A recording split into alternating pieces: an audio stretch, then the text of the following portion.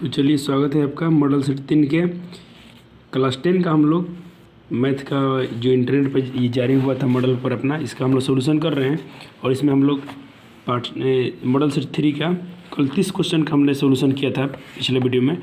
ये पार्ट 2 होगा, इसमें हम लोग फाइनल करेंगे। बाकी जो इसके 30 प्रश्न बचे हैं, 60 प्रश्न दिए गए हैं और बहुत अच्छे प्रश्न इसमें इंक्लूड किए गए हैं जो आपके एग्जाम की दृष्टि से बहुत बेनिफिशियल होंगे। तो चलिए आज 31 नंबर प्रश्न को देखते हैं। प्रश्न पूछ रहा है कि यदि किसी द्विघात बहुपद है x square minus 2x plus 5 बराबर 0 के मूल अल्फ़ा बीटा है तो अल्फ़ा प्लस बीटा का वैल्यू क्या होगा। बहुत आसान प्रश्न है। अल्फ़ा प्लस बीटा क्या होता है? माइनस बी बटा ए। तो माइनस का बी, देखिए इसमें क्या है, आपका ए का मान, बी का मान, सी का मान आपको दिया गया है। आप यहाँ से लिख सकते हैं ए का मान 1 और ये आपका ये हो गया, ये बी हो गया। बी का मान -2 हो जाएगा, सी का वैल्यू आपका 5 हो जाएगा। ठीक, आपसे पूछा है अल्फ़ा प्लस बीटा का वैल्यू क्या होगा। अल्फ़ा प्लस बीटा का वैल्यू क्या होता है? माइनस बी बटा ए। माइनस का माइनस, बी का वैल्यू चेक करेंगे तो माइनस का 2 और बट्टा में ए का वैल्यू चेक करेंगे तो आपको ए है। माइनस माइनस क्या होगा? प्लस हो जाएगा। तो सिर्फ क्या बचेगा? 2 और बट्टा में 1। तो 1 तो लिखते नहीं, तो आपका ऑप्शन आंसर में क्या होना चाहिए? 2। ऑप्शन बी आपका राइट हो जाएगा। यदि किसी ये तो फार्मूला पूछ लिया गया, यदि किसी एपी का प्रथम पद ए और सार्वधातुक डी हो तो एनवा पद क्या होगा? एनवा पद का फार्मूला होता है ये वाला, A plus N minus 1 into D. Option B हो जाएगा राइट। सूत्र है ये, तो मैं आपको बहुत बार बता दिया हूँ कि इसका ट्रिक क्या होता है। देखिए 2 चीज़ इसमें आपको याद रखना है। पहले दिया क्या पढ़ लेते हैं। 2 समरूप त्रिभुज के भुजाओं का अनुपात दिया है तो क्षेत्रफल पूछा है। मैं क्या सिखाया हूँ? जब भुजा दे दे और से क्षेत्रफल जब भी पूछे इस टाइप के सवाल में, इसका स्क्वायर कीजिए। 4 का स्क्वायर क्या होगा? 16। ऑप्शन सी में दिख रहा है 16। 9 का स्क्वायर क्या होता है? 9 9 81। ये ऑप्शन सी राइट हो जाएगा। और आपके मॉडल पेपर में 8 दिया होगा तो इसको आप 81 कर लेंगे। थोड़ा टाइपिंग मिस्टेक है। ये क्वेश्चन का भी मैं ट्रिक सिखा दिया हूँ 34 नंबर प्रश्न के लिए। देखिए यदि किसी वृत्त के बाह्य बिंदु पी से 2 स्पर्श रेखाएं पीए और पीबी खींची गई हैं, यदि पीए 8 है तो पीबी क्या होगी? आप एक थ्योरी याद किए होंगे कि वृत्त के बाह्य बिंदु से जो स्पर्श रेखा खींचते हैं उसकी लंबाई क्या होती है? परस्पर समान होती है, बराबर होती है। तो यदि एक स्पर्श रेखा की लंबाई 8 है तो दूसरी रेखा की लंबाई भी क्या होगी? 8 होगी। ऑप्शन डी हो जाएगा। 1 + 10 स्क्वायर बराबर क्या होता है? तो सूत्र है, इसको आप खुद से कर लेंगे। मैं इसको बहुत बार बता दिया हूँ कि फार्मूला पर हट जाइए क्या होगा, इसका आप खुद देख लेंगे कि 1 + 10 स्क्वायर थीटा बराबर क्या होता है। आप कर लेंगे इसको। इसका मैं थोड़ा सा एक्सप्लेनेशन कर देता हूँ 36 वाले का। सूत्र है, मैं वहाँ नहीं बताऊँगा आपको। सूत्र खुद से आपको करना है। और मैं बहुत बार वीडियो शुरू से बोलते रहूँगा कि फार्मूला आप याद रखेंगे और याद नहीं करते हैं तो ये आपकी गलती है। 36 नंबर है कि एक सिक्का उछालने के लिए चित आने की प्रक्रिया क्या होगी। एक सिक्का को उछालेंगे, देखिए कितना आसान प्रश्न है। एक सिक्का को उछालेंगे तो उसमें क्या है? 2 पहलू होते हैं, एक हेड और टेल। तो आपने कुल संभव परिणाम लिख दिया।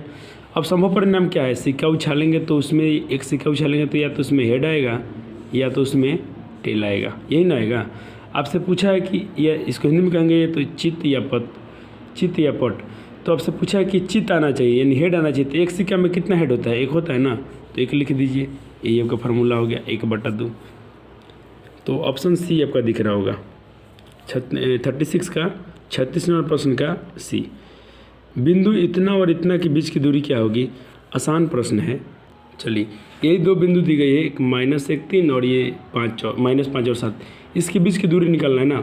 मैं क्या बताया हूँ, जो ये पहला बिंदु जो होता है ये आपका x1 होता है और ये y1 होता है। ये x1 और ये y1। ये जो दूसरा पॉइंट में दिया होता है ये x2 का वैल्यू हो जाता है और ये y2 का वैल्यू होता है। बस अपने फार्मूला क्या पढ़ा है दूरी सूत्र में। आप जब भी मैथ बनाए ना, आप उसका ऑब्जेक्टिव याद नहीं करेंगे, सिर्फ आप उसका बनाने का तरीका सीखेंगे। हो सकता है आपने ये सीख लिया ना, आपसे कुछ भी पूछे तो एग्जाम में बना लेंगे। तो दूरी सूत्र यही होता है ना, x2 - x1 का whole square plus y2 - y1 का होल स्क्वायर, y2 - y1 का होल स्क्वायर। बस वैल्यू रख दीजिए। 10 सेकेंड का काम है, आपका आंसर आ जाएगा। x2 क्या होगा, मैं सिखाने के लिए समय लेता हूँ। x2 आपका क्या होगा? ये -5 आपने लिख दिया। फार्मूला में माइनस है, आपने माइनस लिख दिया। x1 देखिए क्या दिया गया है? -1। क्या दिया गया है? -1। अब इसका क्या करना है? Whole square. y2 - y1, y2 check करेंगे आप तो 7 दिया गया है। माइनस y1 का वैल्यू क्या दिया है 3। अब करना क्या है आपको, इसको सिंपलीफाई कर लीजिए। ये देखिए माइनस का 5, ये माइनस माइनस क्या हो जाएगा, प्लस हो जाएगा। कहने का मतलब ऐसा हो गया, ये ऐसा हो गया, क्योंकि 2 माइनस है, ये दोनों मिलके प्लस हो जाएंगे। और यहाँ देखिए इसको अब जो कहते हैं रख लीजिए अभी एक थोड़ी देर के लिए, 7 - 3 का होल स्क्वायर। अब इसका सॉल्यूशन कीजिए, 1 में से 5 घटाएंगे तो -4 होगा, तो -4 का स्क्वायर, क्योंकि ये प्लस माइनस माइनस होता है, तो 1 में से 5 घटेगा तो -4 प्लस 7 में से 3 जाएगा तो क्या बचेगा 4।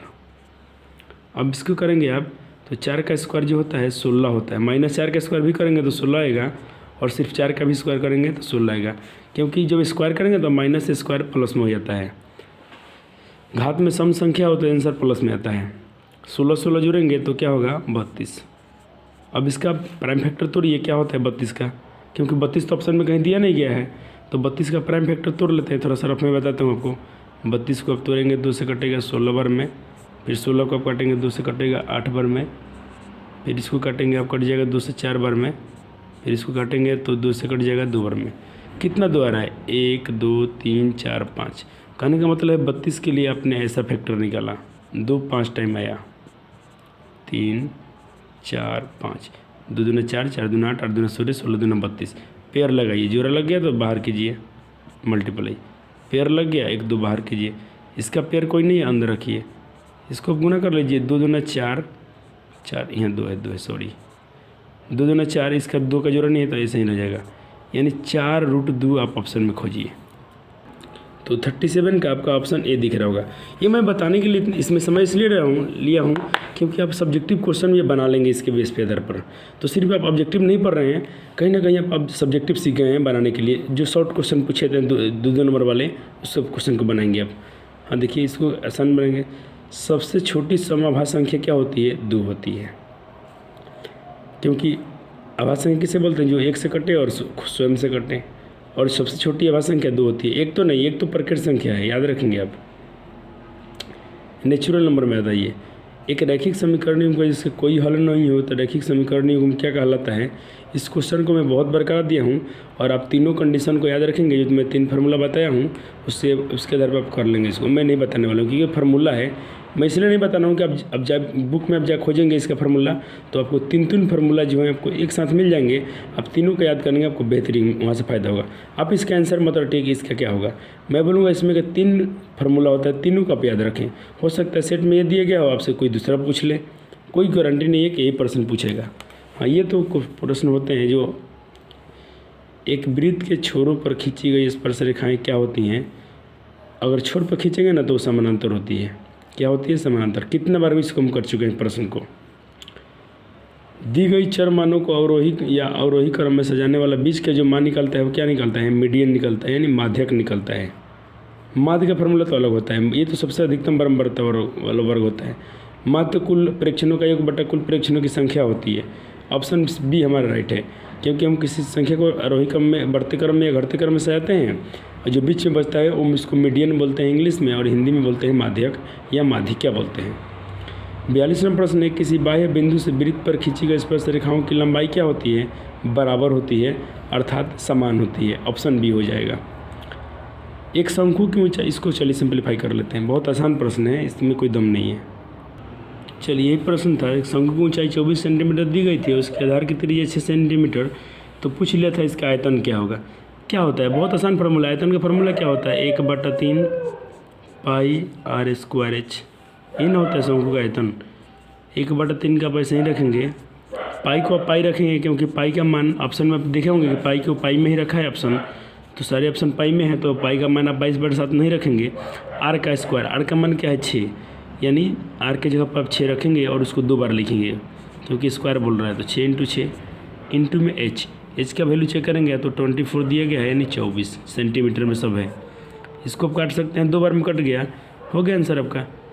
6 दूना 12, यानी 24 में गुना कर देना आपको, 3 से अपने 6 काट दे 2 बार में, तो आप सिर्फ गुना कर लीजिए, या 24 ठीक है इसी कर लीजिए।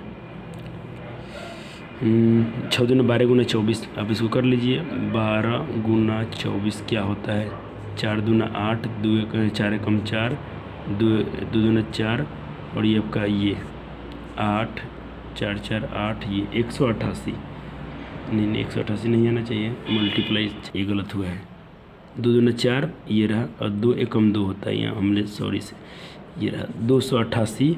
कितना आया, इसको मल्टीप्लाई किए तो ये हमारा पाई था, यहाँ 2 छक 12 हो गया था, और ये हमारा 24 था। अब इन सब में मल्टीप्लाई करेंगे तो हमारा कितना आया 288, और ये पाई का पाई, यही आंसर हो गया हमारा 288 पाई। ऑप्शन ए राइट है इसका, ठीक है। चलिए अब देखते हैं 44 नंबर प्रश्न। देखिए बहुत आसान प्रश्न है, cos पाई बाई 3 का मान क्या होगा, ठीक है ना।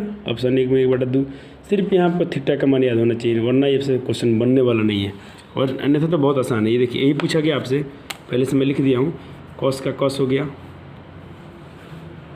ठीक। पाई को आप रेडियन में जब त्रिकोणमिति का बात चलेगा तो पाई रेडियन के बराबर होता है, और ये 180 रेडियन के बराबर होता है। बट्टा में 3 है तो अपने 3 लिखा। पाई का मान 22/7 नहीं रखना है त्रिकोणमिति में, वो रेडियन के बराबर होता है, उसका वैल्यू 180 होता है। अब 3 से 180 काटिएगा, कितना बार में कटेगा 60 बार में। कहने का मतलब आपसे पूछा गया था cos 60 का मान क्या होता है। cos 60 का मान क्या होता है, याद है आपको। cos 60 का मान आप चेक कीजिएगा, 1/2 होता है। क्या होता है 2, याद रखेंगे इस चीज़ को आप। cos 60 का मान 1/2। कहने का मतलब आपसे पूछना चाहिए था cos 60 का मान क्या होता है, आप 1/3 1/2 बता देते हैं, लेकिन ये पाई बाई 3 लिख दिया। इससे आपको डरना नहीं है, पाई को बस पाई को मतलब 180 मान के 3 से भाग कर दीजिएगा, हो गया, सिंपल है। अर्धवृत्त का कोण क्या होता है, समकोण होता है। अर्धवृत्त का कोण क्या होता है, समकोण, अर्थात 90 डिग्री होता है। वृत्त के केंद्र से जीवा पर डाला गया लंब जीवा क्या करता है, समद्विभाजित करता है, थ्योरी है। ऑप्शन सी हो गया। बिंदु x1 और y1 x2 y2 को मिलाने वाली मध्य बिंदु का सूत्र क्या होता है, यानी x1 + x2/2 y1 + y2/2, ये ऑप्शन सी रहा। cos a का मान 4/5 है तो tan a का मान क्या होगा। चलिए इसको कर लेते हैं, मैं इसको टेम्पलेट नंबर सिखा दिया हूँ, ये आपको दिया है। cos a का वैल्यू दिया है तो आपसे पूछ लिया tan a का मान क्या होगा। मैं आपसे कितना बोला हूँ, कुछ जो मैं आपको कुछ नंबर बोला हूँ, सीक्वेंस नंबर जो होते हैं उसको आप याद रखना है, तो याद रखना है। cos का फार्मूला क्या होता है, b/h। क्या होता है, b/h। इसका वैल्यू क्या दिया गया है, 4/5। कहने का तात्पर्य कि b का मान इतना है और h का मान ये रहा। तो देखिए आपको कर्ण पता है 5 है और आधार 4 है, तो लंब जो होगा ना वो 3 होगा। क्या होगा, 3 होगा। आप निकाल लीजिएगा पाइथागोरस से, 3 ही आएगा, लेकिन आपको याद रखना ऑब्जेक्टिव के लिए। tan a का मान पूछा है ना, tan का मान क्या होता है, p/b। p/b, p का वैल्यू 3, b का वैल्यू 4, तो 3/4 आपका आंसर हो गया। ये कैसे आता है देख लीजिए, एक बार फिर से बताता हूँ निकाल के, लेकिन आप इसको याद रखेंगे। 3 4 5 होता है, 3 4 5 होता है। 4 5 दिया हो तो बताइएगा, जो h यानी कर्ण 5 हो गया ना, तो मैं आपको एक नंबर याद करवाया था 3 4 5। फिर से दिखाता हूँ कौन सा नंबर का बात कर रहा हूँ मैं। देखिए मैं इस नंबर का बात कर रहा हूँ जो मैं बहुत बार बता दिया हूँ, ये वाला याद कीजिएगा। 3 4 5 होता है, 5 12 13 होता है, 7 24 25 होता है, 9 40 41 होता है। ये कहने का मतलब जो आखिरी वाला है ना, कर्ण होना चाहिए। अगर कर्ण 41 है और एक कोई 9 दिया है तो 41 होगा। यह कर्ण इतना है, ये वाला 41 दिया है, तो जो बाकी वो उसका तीसरा भुजा होगा 9 होगा। ये होता है, इसको आप ट्राई कर लीजिएगा, यही होता है। इसमें से आपको ये इम्पोर्टेंट है, ये वाला इम्पोर्टेंट है, ये वाला इम्पोर्टेंट है। ये कम से कम ये तीनों तो आपको याद होना चाहिए। 3 4 5 5 12 13, 3 4 5 5 12 13, 7 24 25, ये तो तीनों तो कंफर्म आपको याद होना चाहिए।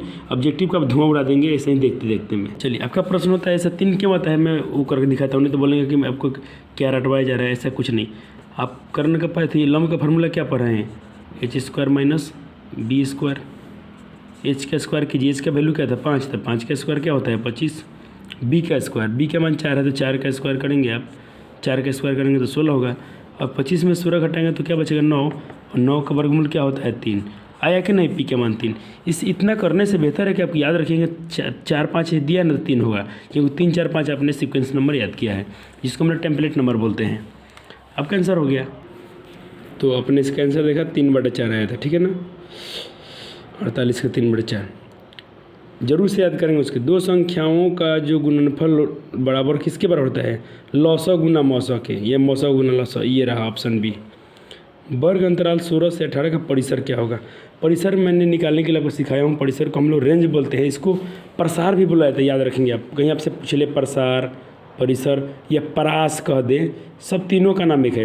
एक बार और देखिए, परिसर, परास, और प्रसार, ठीक है ना। इसको इंग्लिश में रेंज लिखा हुआ मिलेगा आपको। कैसे निकालते हैं, बड़ी संख्या माइनस छोटी संख्या। तो बड़ी संख्या क्या है 18, अब छोटी संख्या क्या है 6, 18 में से 6 गया 12, 18 ऑप्शन सी हो गया। 0 से 50 के बीच में कितनी विषम संख्या है, तो 25 हुआ है। 0 से 50 के बीच में कितनी सम संख्या है, वो भी 25 हुआ है। आप जानते हैं जैसे 1 से लेकर 10 तक देखिएगा, एक सम संख्या एक विषम हो गया, तो फिर 2 सम, फिर 3 विषम, तो 4 सम, यानी आधा आधा होता है। किसी प्रायिकता ई के लिए निम्न में कौन सा सही है, तो याद रखेंगे आप, जो प्रायिकता का मान होता है वो 1 के बराबर होता है। निश्चित प्रायिकता का मान क्या होता है, 1 के बराबर, ये ऑप्शन सी हो जाएगा। ये आपसे फार्मूला पूछ लिया 53 नंबर में। एक शंकु की त्रिज्या तथा ऊंचाई r और h क्रमशः है, तो इसका आयतन क्या होगा, आयतन का फार्मूला होता है 1/3 πr²h, ऑप्शन सी। सबसे छोटी अभाज्य संख्या और सबसे छोटी भाज्य संख्या का गुणनफल क्या होगा, वो 8 होगा। क्यों होता है, मैं बहुत बार इस क्वेश्चन को हम लोग कर लिए, फिर एक बार और देख लेते हैं। क्योंकि आपको पता है कि सबसे छोटी अभाज्य संख्या 2 होती है और सबसे छोटी भाज्य संख्या जो होती है वो 4 होती है। इसका मल्टीप्लाई कीजिए तो 2 × 4 = 8 हो जाएगा। चलिए 54 का आंसर हो गया 8। किसी वृत्त के बाह्य बिंदु P से, फिर वही क्वेश्चन है जो हम लोग पिछले बार किए थे। एक P तथा P आप 2 स्पर्शरेखा खींच सकते हैं। वृत्त के बाह्य बिंदु से आप 2 स्पर्शरेखा खींच सकते हैं, जिसका नाम, एक का नाम दिया PA और PB। बोलता है कि PA 4 है तो PB क्या होगी। अरे भाई, जो हम लोग स्पर्शरेखा खींचते हैं उसकी लंबाई आपस में क्या होती है, बराबर होती है, समान होती है। एक स्पर्शरेखा की लंबाई 4 है तो दूसरा भी 4 होगा। क्यों, एक बार देख लीजिए यहाँ पे। ये मान लीजिए कोई आपको बिंदु दिया गया है, ठीक, और ये आपको कोई वृत्त सर्कल दिया गया है। यहाँ से कोई आप स्पर्शरेखा खींचते हैं तो बोलता है कि इसका नाम PA है, ठीक। और एक यहाँ से स्पर्शरेखा खींच सकते हैं, 2 ही खींच सकते हैं आप, तो इसका बोलता है PB नाम है। ये बोल रहा है 4 है, अगर यहाँ से यहाँ तक 4 है तो यहाँ से यहाँ तक क्या होगा, 4 होगा। क्योंकि आप पढ़ते हैं कि वृत्त के स्पर्शरेखा की लंबाई आपस में क्या होती है, समान होती है, बराबर होती है। 17 नंबर प्रश्न 56 पूछ रहा है, 56 नंबर, कि बिंदु A का मान इतना है और दूसरा बिंदु का मान 4 - दे दिया है, तो उसकी मिलाने वाली मध्य बिंदु का नियामक क्या होगा, यानी मध्य बिंदु का निर्देशांक क्या होगा। आसान प्रश्न है। मध्य बिंदु का फॉर्मूला क्या होता है, x1 + x2 और y1 + y2 बटा में 2 होता है। ये आपको 2 पॉइंट दिए गए हैं। एक का दिया है ए वाला वैल्यू इतना 2 - 4, बी का मान दिया इतना। मध्य बिंदु का फॉर्मूला पूछा ना, फॉर्मूला क्या होता है x1 + x2। तो x1 का मान क्या है 2 + x2 का मान क्या है 4 बट्टा में होता है 2। फिर अपने फार्मूला पढ़ा था y1 + y2, तो y1 क्या है आपका -4 प्लस होता है y2 क्या है -2 बट्टा में क्या होता है 2। सिंप्लीफाई कीजिए, 4 × 2 कितना होगा 6 बट्टा 2 कोमा, यह कोमा है तो मैंने कोमा दिया, ये माइनस हो जाएगा। -2 -4 क्या हो जाएगा -6 और बट्टा में 2। ये भी कट जाएगा 3 बार में, ये भी कटेगा 3 बार में, लेकिन यहाँ आया 3, ये कोमा का कोमा, और यहाँ आया -3। यही आपका आंसर हो जाएगा -3 - 3। ध्यान देंगे आप, इसको कभी गलत नहीं बोलेंगे। ये वाला अलग है, -3 नहीं आया, हमारा आंसर क्या आया 3 - 3 आया है। तो कहने का अर्थ है ये वाला ऑप्शन है हमारा सी, 3 - 3। द्विघात बहुपद इसका शून्य क्या होगा, आसान प्रश्न है। ये आपसे पूछ रहा है कि x² - 2 का शून्य क्या होगा। शून्य को लगा दीजिए और स्क्वायर हटाइए, यह माइनस यहाँ का जगह प्लस कर दूँ, यहाँ माइनस में 2 है, शून्य के बाद जाएगा तो क्या हो जाएगा प्लस का 2 हो जाएगा। स्क्वायर हटाए हैं आप तो क्या बनता है, ये रूट बनता है। अब ये आंसर हो गया आपका, एक बार √2 प्लस में, एक बार √2, एक बार √2 प्लस में, एक बार √2 माइनस में, ये आंसर हो गया। एक बार देखिए कहाँ पे, एक बार प्लस में है, एक बार माइनस में है। ये तो दोनों माइनस में है, तो ये तो गलत हो गया, ये तो होगा ही नहीं, ये होगा नहीं। ये ऑप्शन बी दिख रहा है आपको, एक बार माइनस में √2, एक बार प्लस में √2। अब क्वेश्चन है कि इसका मैं आंसर सिखाया हूँ कि इसका आंसर हमेशा 1 होगा। क्यों, क्योंकि अब जोड़िएगा 18 और 72 कितना होता है 90 हो जाता है। ऊपर साइन है नीचे कॉस है, इससे मतलब नहीं है, इन दोनों का डिग्री जोड़िए, 18 डिग्री और 72 डिग्री 90 होता है। क्वेश्चन भाग में है या क्वेश्चन गुना में रहे, आंसर क्या देना है आपको 1। परिसर पूछा है ना, परिसर तो अभी बताएं, सबसे बड़ी संख्या माइनस सबसे छोटी संख्या, इसी को प्रसार, इसी को परासी बोलते हैं। तो सबसे बड़ी संख्या क्या है हमारा 30, क्या है 30। सबसे छोटी संख्या क्या है 9, तो 30 में से 9 घटाइए तो आपका 21 बचेगा, ऑप्शन डी हो गया। 60 नंबर प्रश्न देखिए और अंतिम नंबर प्रश्न ऑब्जेक्टिव सीरीज का। यदि दिखा समीकरण bx², इसको चलिए कर देते हैं। ये प्रश्न है, बोल रहा है कि bx² x + c = 0 के मूल समान है तो क्या होता है, मूल समान होता है तो क्या होता है। कहने का मतलब पहले लिख लीजिए, आपका ए का वैल्यू क्या दिया गया है, बी। बी वाला खंड ये आपका ये है, आपका बी पद है, ये आपका सी पद है। बी वाला वैल्यू क्या दिया गया है, ए। सी का वैल्यू क्या दिया गया है, सी है। तो आपसे मूल समान पूछा है ना, तो मूल समान होता है क्या होता है, जब डी के मान 0 के बराबर होता है। तो कहने का था डी का जो फार्मूला होता है डिस्क्रीमेंट या विवेचक के विविध कर, उसको हम लोग क्या बोलते हैं, बी स्क्वायर माइनस 4ac बराबर क्या होता है, 4ac बराबर 0 के बराबर होता है। अब मान बैठा दीजिए बी का स्क्वायर, बी का वैल्यू क्या है, ए। तो ये क्या हो जाएगा, ए स्क्वायर माइनस 4, ए का मान चेक कीजिए बी है, इंटू में सी का मान क्या है, सी है। तो कहने का मतलब हुआ ये किसके बराबर होगा, 0 के बराबर होगा। तो ये क्या आ गया, ए स्क्वायर माइनस इसमें गुना कीजिए 4bc में गुना करेंगे तो क्या हो जाएगा, 4bc बराबर 0। यही आपका आंसर हो गया। तो ये आपका ऑप्शन नंबर डी में दिख रहा होगा, ए स्क्वायर माइनस 4bc बराबर 0। चलिए मिलते हैं अगले वीडियो में। आपका सीरीज खत्म हुआ, मैं आपका बहुत समय कम बचाया हूँ, आपका मैंने समय बिल्कुल लॉस नहीं किया इस क्वेश्चन करने में, क्योंकि वीडियो भी अपलोड करना है तो वीडियो छोटा हो। चलिए कल हम लोग चौथा करेंगे, और मैं आपको बोला था ना एग्जाम से पहले मैं बहुत बेहतरीन तैयारी करा दूँगा, उस पर मैं पूरा खड़ा उतरा हूँ। आप कितना इसको वीडियो देख रहे हैं, कितना इस पर मेहनत कर रहे हैं, ये आप पर निर्भर करता है। उम्मीद करता हूँ वीडियो आपको बहुत पसंद आया होगा। आप इस वीडियो को जरूर शेयर करेंगे और लाइक करेंगे, और अपने दोस्तों के साथ इसको शेयर जरूर कीजिए कि इसमें सब्सक्राइबर अपना बढ़ें, और इसके लिए आप हमारा आभारी रहेंगे और मैं आपका आभारी रहूँगा। चलिए मिलते हैं अगले वीडियो में, तब तक के लिए धन्यवाद, थैंक यू सो मच। चलिए आपका अगले सेट का इसमें मॉडल सेट तैयार करेंगे। धन्यवाद।